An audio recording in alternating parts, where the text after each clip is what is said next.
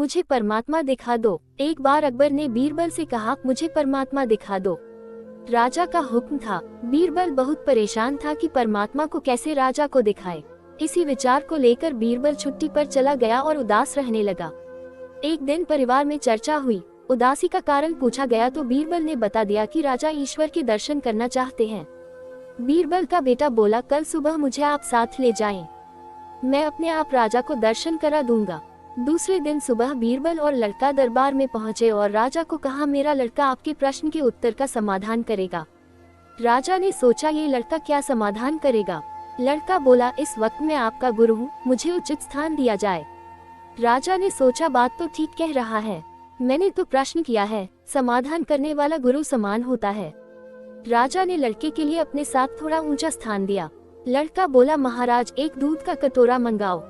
राजा ने दूध का कटोरा मंगाया। लड़का बोला, महाराज इस दूध में घी है। राजा बोला, हाँ है। लड़का बोला, पहले मुझे आप उसका दर्शन कराओ। राजा बोला, तू मूर्ख है, घी के दर्शन ऐसे थोड़े होते हैं।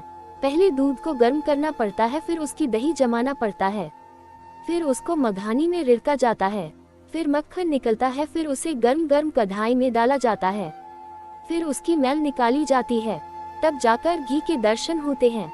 ऐसे ही थोड़े दर्शन होते हैं।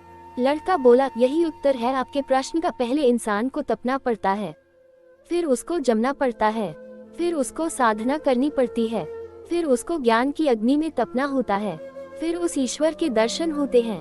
अकबर समझ गया और बोला, तू वाकई ही मेरा गुरु है। ईश्वर को जानने के लिए बहुत कुछ करना पड़ता है। वैसे हर आत्मा में ईश्वर का अंश है और उसी को ईश्वर का रूप समझना चाहिए, तभी सुख की प्राप्ति होती है।